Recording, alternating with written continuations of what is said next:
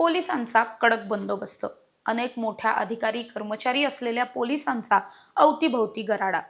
या सगळ्याच्या मध्ये असलेला गुलाबी टी शर्ट, वाढलेली पांढरी दाढी, कमी झालेलं वजन आणि उतरलेला चेहरा असलेला अशोक खरात. हे एकंदरीत दृश्य होतं आज राहता न्यायालयाबाहेरचं. आज अशोक खरातला शिर्डीतल्या जमीन गैरव्यवहार प्रकरणी राहता न्यायालयामध्ये हजर केलं गेलं होतं. दोन्ही बाजूच्या वकिलांकडून म्हणजेच अशोक खरातच्या वकिलांकडून सुद्धा आणि सरकारी वकिलांकडून, तपास अधिकाऱ्यांकडून सुद्धा अगदी तगडा युक्तिवाद करण्यात आला. या सगळ्यानंतर न्यायालयानं निर्णय सुद्धा दिला. मात्र याच दरम्यान अशोक खरातला सुद्धा न्यायाधीशांनी तुला काही बोलायचंय का असं विचारलं होतं. मुळात आज कोर्टात बरंच काय काय घडलेलं आहे. या सगळ्या सुनावणीमध्ये नेमकं काय घडलंय हे विस्तृतपणे जाणून घेणार आहोत. नमस्कार, मी समृद्धी आणि तुम्ही पाहताय टॉप न्यूज मराठी. अशोक खरात विरोधात आतापर्यंत 16 पेक्षा जास्त गुन्हे दाखल आहेत. यातले बहुतांश गुन्हे हे नाशिकमध्ये दाखल झालेले होते. महिला अत्याचारांची प्रकरणं बरीच होती. त्यानंतर मात्र महिला अत्याचाराची प्रकरणं दाखल होणं थांबलं आणि त्यानंतर आर्थिक गैरव्यवहार, जमिनीचे गैरव्यवहार अशा पद्धतीचे गुन्हे दाखल व्हायला सुरुवात झाली. यातला सगळ्यात पहिला आणि मोठा गुन्हा दाखल झाला होता तो अर्थातच शिर्डीमध्ये एका शेतकऱ्याची फसवणूक करून त्याची जमीन बळकावल्या प्रकरणीचा हा गुन्हा होता. या सगळ्या गुन्ह्यामध्ये अगदीच बेकायदेशीर सावकारीपासून ते फसवणुकीपर्यंतच्या अनेक कलमांअंतर्गत अशोक खरातच्या विरोधात, त्याच्या पत्नीच्या विरोधात आणि इतर दोघांच्या विरोधात सुद्धा गुन्हा दाखल झाला. इतर दोघ जण जे होते ते या प्रकरणात अटकेत सुद्धा आले आणि त्यांची प्रोसिजर सुरू आहे. दुसरीकडे अशोक खरात मात्र आतापर्यंत नाशिक पोलिसांच्या SITच्या ताब्यात होता. तर त्यानंतर अशोक खरातची पत्नी कल्पना खरात ही मात्र फरारच झाली. त्यामुळे आता जेव्हा अशोक खरातला SITकडे असलेल्या 8व्या गुन्ह्यामध्ये न्यायालयीन कोठडी मिळाली, त्यानंतर काल आपल्याला माहिती आहे की शिर्डी पोलिसांनी अशोक खरातचा ताबा घेतला. त्यानंतर आज त्याला राहता न्यायालयामध्ये हजर केलं गेलं होतं. आज त्याला हजर करताना त्याची पूर्ण झलक पाहायला मिळाली, कारण पोलिसांनी त्याला मोठ्या अंतरावरून चालवत आणलेलं होतं. गाडीत बसताना सुद्धा तो पूर्णपणे दिसून येत होता. आत्तापर्यंत अशोक खरातला याआधी जेव्हा जेव्हा पाहिलंय त्यापेक्षा वेगळा थोडासा तो दिसत होता.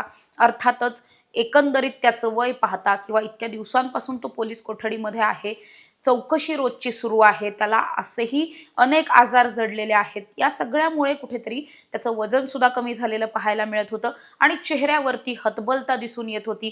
आपण या प्रकरणामधून काही सुटत नसतो असे एकंदरीत भाव त्याच्या चेहऱ्यावर होते आणि न्यायालयामध्ये जे काही घडलं त्यामधून सुद्धा याचाच प्रत्यय आला. आता मुळात न्यायालयात काय घडलं तर न्यायालयात आरोपीला हजर केल्याच्या नंतर मुळात तपास अधिकाऱ्यांनी आणि सरकारी वकिलांनी सगळ्यात पहिल्यांदा त्यांची बाजू मांडली. आता सरकारी वकिलांचं असं म्हणणं आहे की हे जे प्रकरण आहे या प्रकरणामध्ये अशोक खरातनं आतापर्यंत 5,52,00,000 रुपये हे या शेतकऱ्याला ट्रान्सफर केलेत. मग जमीन खरेदीसाठी इतकी मोठी रक्कम त्याच्याकडे आली कुठून, हे पैसे त्याने मिळवले कसे, या सगळ्यामध्ये त्याने कशा पद्धतीनं व्यवहार केले. आतापर्यंत या प्रकरणामध्ये 14 वेळा व्यवहार केलेत. या सगळ्यामधून कुठेतरी समोरच्या व्यक्तीची फसवणूक करायची आहे हे स्पष्ट होतंय, हे निष्पन्न होतंय. त्यामुळेच ही फसवणूक कशा पद्धतीनं करायची होती, अशोक खरात बरोबर या सगळ्या फसवणुकीच्या कारनाम्यामध्ये कोण कोण सहभागी होतं, या व्यतिरिक्त अशोक खरातची पत्नी कल्पना खरात ही गेल्या जवळपास 20-25 दिवसांपासून फरार आहे. ती नेमकी कुठे आहे याचा शोध घ्यायचा आहे. अशोक खरातनं आतापर्यंत अनेक बँक अकाउंट अशा पद्धतीनं उघडलेली आहेत, पतसंस्थांमध्ये खाती उघडली आहेत जिथे गैरव्यवहार झालेले आहेत. या सगळ्या बँक अकाउंटला एकटा नॉमिनी हा अशोक खरातच आहे.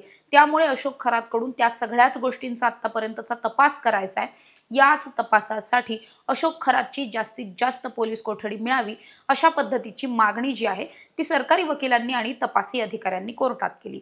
या सगळ्याला मात्र अशोक खरातच्या वकिलांनी चांगलाच प्रतियुक्तिवाद केलेला पाहायला मिळाला. त्यांचं असं म्हणणं होतं की मुळातच हे प्रकरण आत्ताचं नाही, 1-1.5-2 वर्षांपूर्वी झालेला हा सगळा व्यवहार आहे. मग मुळात अशोक खरात विरोधात आत्ताच या फिर्यादीने गुन्हा दाखल का केला? जर या शेतकऱ्याची फसवणूक झालेली होती किंवा त्यांची जमीन लाटलेली होती तर यापूर्वीच गुन्हा दाखल का केला नाही? जेव्हा अशोक खरातच्या विरोधात नाशिकमध्ये अनेक गुन्हे दाखल झाले त्या सगळ्यातूनच प्रेरणा घेऊन आपल्याला सुद्धा काहीतरी आर्थिक लाभ होऊ शकतो, या सगळ्या विचारातून कदाचित अशोक खरातच्या विरोधात हा सगळा गुन्हा ठरवून नोंदवला गेला. म्हणजेच काय तर शिर्डी पोलिसांसमोर बसून पूर्णपणे बनावट FIR बनवली गेली, संपूर्ण घटनाक्रम रचला गेला आणि त्याच्यानंतर हा सगळा गुन्हा दाखल केला गेला. मुळात जर फसवणूक झाली असती तर मग या आधीच या सगळ्यातला गुन्हा दाखल होणं हा गरजेचा होता. या सगळ्याच्याच व्यतिरिक्त जर आपण पाहिलं तर अशोक खरातनं वेळोवेळी जे काही व्यवहारानुसार ठरलेले पैसे होते हे दिलेले आहेत. आतापर्यंत त्याने 52.5 कोटी आतापर्यंत त्याने 5,52,00,000 रुपये ट्रान्सफर सुद्धा केलेत.